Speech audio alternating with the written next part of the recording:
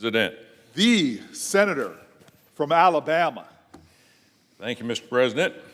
You know, it's no secret that I oppose President Biden's tax proposal. I think it's bad policy that would undercut growth and derail American prosperity. But one of the worst parts of the President's plan is the provision requiring financial institutions to report their customers' transactions of $600 or greater to the IRS. That means anytime an American pays a bill, makes a deposit, transfers funds, or makes a purchase of $600 or more, their bank, credit union, or financial institution would be forced to report that data to the IRS. Opposition to this proposal is deep and bipartisan. I don't care if you're a Republican, Democrat, Independent, no one wants the IRS looking over their shoulder every time they make a financial transaction. The IRS doesn't efficiently use the data it collects now. Why in the world would we give them more information? If the IRS has reason to believe you're not paying all that you owe in taxes, they have the ability to audit you. They don't need any more private financial data on any of us. The bulk data collection they're proposing will do nothing to close the so-called tax gap. All it does is violate the liberty of every freedom-loving American who values their financial property. The proposal would dramatically increase IRS audits of working Americans. The overwhelming majority of people the IRS would look into as a result of this policy would not have done a single thing wrong. But when the IRS starts snooping, it will cost you big money. That means hiring a high-priced attorney, an accountant who will bleed you dry. President Biden claims his proposal would only impact the rich, but middle-class families are the ones who will ultimately pay the price. Additionally, the IRS has a history of data security failures. Just earlier this year, the confidential tax information of over a dozen well-known Americans leaked from the agency and was published in the press. That was unacceptable and unlawful, but nothing was done to hold the IRS accountable. But this is, unfortunately, nothing new. Under President Biden's watch, when he was vice president, conservative groups and individuals were targeted for aggressive audits. As recently as this year, a Texas-based charity was denied tax-exempt status because the IRS considered the charity too close to Republicans and too close to Christianity. And folks, that is pitiful. Providing the IRS with massive amounts of financial transaction data will only make it easier for them to target groups or individuals they disagree with. If anything, we need to be reining in the IRS and holding officials accountable who go after taxpayers for political reasons. The outcry from voters has been strong and swift. Some of my Democrat colleagues are feeling the heat from their constituents and are starting to walk back the president's proposal. The American people have them on the run. Now, Democrats in Congress are talking about only requiring transactions of $10,000 or more to be reported to the IRS. Whilst fewer Americans would be directly impacted by this threshold, we would still feel the broader negative effects. That being said, on Tuesday of this week, Treasury Secretary Janet Yellen, the president's top economic advisor, defended the Biden plan and doubled down on the $600 IRS proposal. Regardless of whether the Democrats settle on $600 or $10,000 threshold, every American will suffer. That's because our community banks and credit unions will be overwhelmed. I mean overwhelmed with a tidal wave of compliance data. Small banks and credit unions won't be able to afford to hire the staff that they're going to need, forcing them to close their doors in a lot of rural and minority areas. And for Americans, including many minorities, living in rural communities across the country, these small banks and credit unions are a focal point for the community. They provide the money folks need to buy their first home or car. They fuel the economic development provide good-paying jobs, and pump resources back into these rural communities. If these community banks and credit unions close, it would cut off access to capital for millions of Americans and communities, and they would suffer. Livelihoods would be destroyed. That's why I, along with my colleague from Florida, Senator Rick Scott, have introduced a bill prohibiting the IRS from creating, implementing, or administering a financial reporting regime that would require financial institutions or individuals to report data or financial transactions or account balances to the IRS. To be clear, my legislation does not touch the Bank Secrecy Act or any of the regulations or either implemented or issued under that act. My bill has been endorsed by the American Bankers Association, the Independent Community Bankers of America, National Association of Federally Insured Credit Unions, the Credit Union National Association, Heritage Action of America, the League Southeastern Credit Unions, and the Alabama Bankers Association. These organizations and their members know that if President Biden's proposal goes through, banking as we know it will end. Mr. President, at this time, I'd like to yield the floor to my distinguished colleague from Florida, Mr. Scott. Mr. President. Senator from Florida. Mr. President, I'd like to thank Senator Tuberville for leading this very important effort. I want to be very clear. What President Biden is proposing here is as close to policy from Communist China that we've seen in the United States. In oppressive regimes like Cuba and Communist China, we've come to expect a surveillance state where the government has access to every part of a person's life. Now, Joe Biden wants to bring that here to America. Let me explain what the Biden administration and Democrats in Washington are proposing. Democrats want to open your bank account to federal agents. Under Joe Biden's America, the federal government's authority would be vastly expanded so the IRS could get a look at any account over $600. The madness doesn't stop there. This new rule from Joe Biden would also require banks to report every transaction of $600 or more. And does anyone honestly think the federal government will keep your private information safe? Want to buy a bed? Here comes the federal government. Let's say you want to buy a new shotgun. Hunting season's coming up. Again, here comes the feds. How about giving money to your favorite charity, supporting a cause or a political candidate you care about, paying for child care, or paying for mental health counseling? Perhaps you're just selling off some old furniture and want to put your profits in a savings account. For every one of these transactions I've just described, the government is going to come take a look. Every American should be disgusted and furious by this insane overreach of the federal government. Think about the private, personal information the government would have access to. It's incredibly intrusive, and Joe Biden wants to make it nearly limitless. And again, does anyone honestly think the federal government will keep your private information safe? I know Florida families are angry. I've heard from more than 18,000 constituents over just the last 2 weeks about how disgusted they are with this plan. Biden wants to expand the surveillance state of the federal government to target every American family. 95% of American households have a bank account, and this policy will have impacts on every single one of those account holders. But it's not just banks. Joe Biden is expanding his federal surveillance state to monitor your finances across the board. They'll be watching your local credit union, your PayPal and Venmo accounts. They'll even be watching to see how you spend and earn cryptocurrency. Mr. President, this is an outrageous violation of Americans' privacy. I think the Democrats are also hearing from their constituents. We've seen reports in the press that the Democrats in the House are looking at raising the threshold from $600 to $10,000. That will still hit many American families. We're not just talking about checking accounts. This applies to savings, retirement, investment accounts. You name it, the feds want to take a look. Again, I'm not describing something in Cuba or Communist China. I'm talking about what Joe Biden and the Democrats want to do right here in the USA. I can't wait for my Democrat colleague to explain why President Biden is even proposing this. How can you possibly justify to the American people that the IRS should be snooping around in their bank, retirement, or investment accounts? There's only one explanation, and it's simply terrifying. The Democrats want to control how you spend your money. Democrats want to control your expenditures, your charitable and political giving, and your investments. The more power Democrats can grab from American families, the more control they think they'll get over each and every American.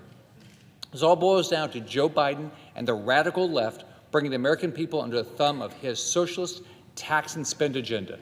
And after all, How else is it going to be able to squeeze every last penny out of Americans' families' bank accounts to pay for its socialist plans? Here's how the Democrat Party works. They refuse to audit our federal agencies that year after year send billions in improper payments to the wrong people, which they rarely ever recover. They refuse to hold our government accountable for reckless waste and massive debt. But they want to put the magnifying glass on hardworking families who are just trying to live their dreams.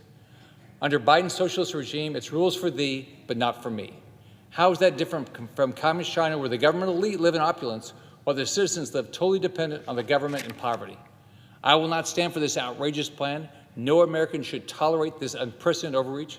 I'm proud to support Senator Tuberville's legislation, and I hope every one of my colleagues looks at this for what it is: communist China-style totalitarian surveillance. I yield back to Senator Tuberville. Mr. President, Senator from Alabama. I'd like to yield the floor to my distinguished colleague from Indiana, Senator Braun.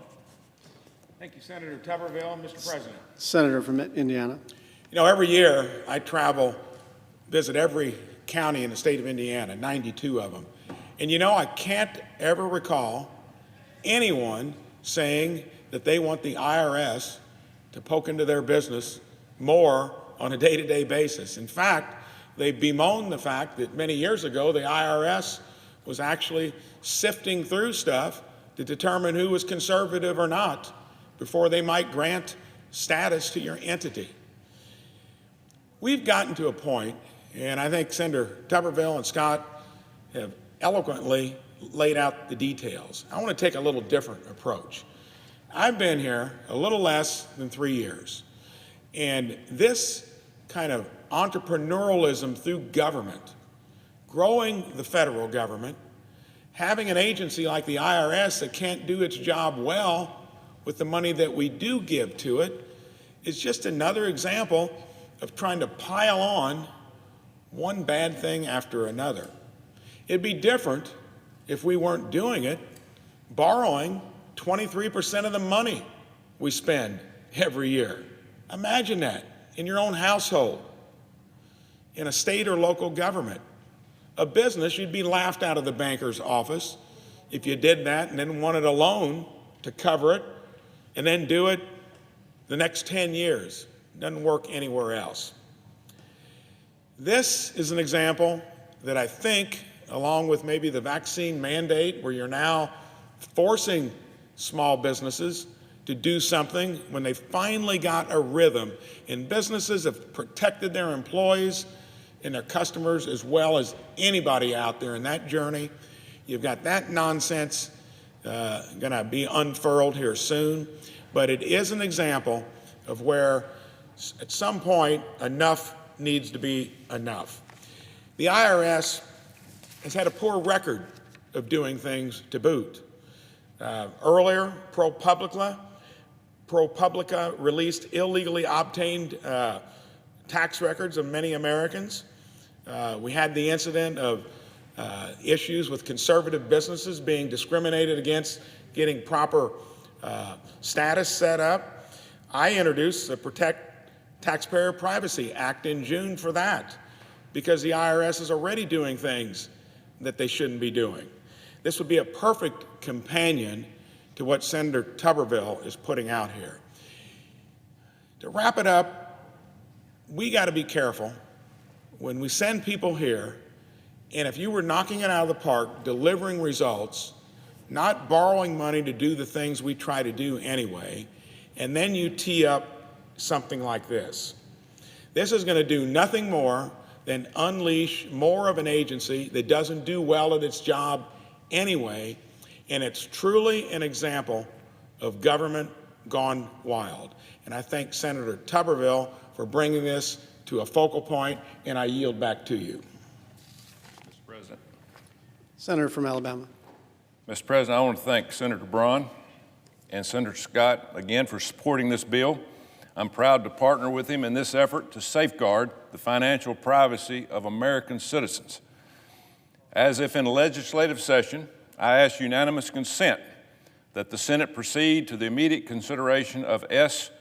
2953, which is at the desk. I further ask that the bill be considered, read a third time and passed, and that the motion to reconsider be considered made and laid upon the table. Is there an objection? Reserving the right to object. Senator from Oregon. Thank you, Mr. President. Mr. President and colleagues, the senator's proposal, in effect, would be a game-winning touchdown for wealthy tax cheats.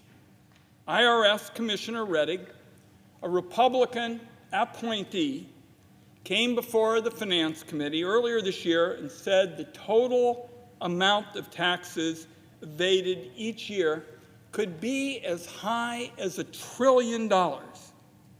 Cheating by those at the very top is one of the major causes of that huge tax gap. A big reason why is that the automatic reporting and strict rules that apply to the typical hard-working taxpayer, nurses and firefighters, for example, they don't always apply to those at the top. That means that tax cheats are able to hide their cheating in the shadows. The senator's proposal would help them keep it that way. This proposal would make it extraordinarily difficult to collect the information necessary to crack down on the high-flying tax cheats. Now, the argument against information reporting is always the same, and it's been consistently wrong. Despite what opponents say, what President Biden and Democrats have proposed is focused on rooting out tax cheating at the top. It wouldn't apply to accounts with deposits and withdrawals under $10,000. And for most people, that's $10,000 on top of your paycheck. It's not about anybody's transactions. They wouldn't be reported, colleagues. It wouldn't create any new surveillance of digital currency. This information reporting proposal is about reporting only two numbers: the total amount going into an account and the total amount going out of it. Social Security income does not count either. So this idea, and I've listened to my friends that somehow this is going to end Western civilization, just doesn't hold up. In fact, Commissioner Rettig, a Republican appointee, pointed out recently that this plan could actually reduce the odds of an audit for middle-class taxpayers, those folks that I was talking about, the nurses and the firefighters. I'm going to close with just a couple of other points. Most of my colleagues know that I'm about as strong a privacy hawk as there is in the Senate. And I don't take a backseat to anybody when it comes to fighting for Americans' privacy, whether it's taxpayer data, communications, web traffic, you name it. And colleagues, all of that work, all of that private work is on the public record. It's a matter of public record. It isn't an atomic secret.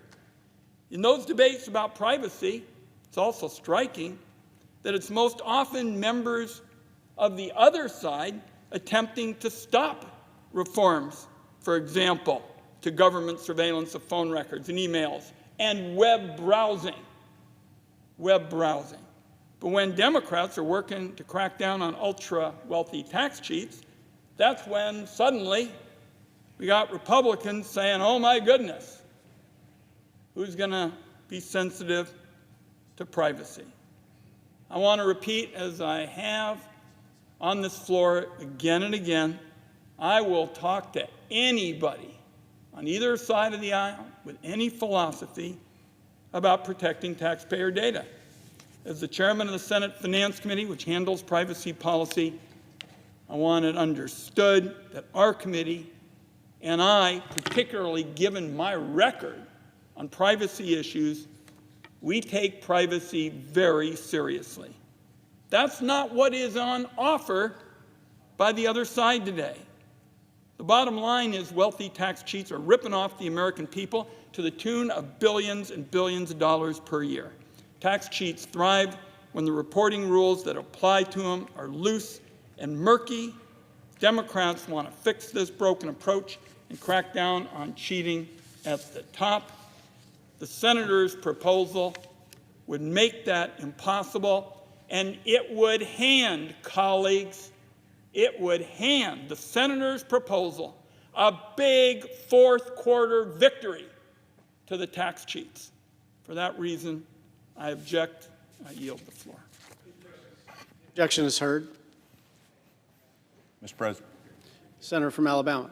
Mr. President, this is a simple two-page bill that will protect every American from an invasion of privacy by Big Brother government IRS. I'm sorry to see that my Democratic colleagues oppose protecting the financial privacy of American taxpayers. That's a real shame. I think you'd be hard-pressed to find a member of the United States Senate who can honestly say that a majority of their constituents support President Biden's proposal for the IRS to monitor a $600 or more transaction. I don't think you could find one.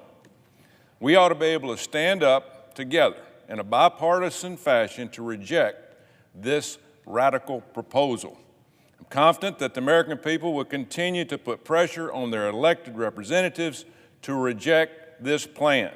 I will work with my colleagues to address legitimate concerns, though I suspect there are none, and any position is going to be purely political.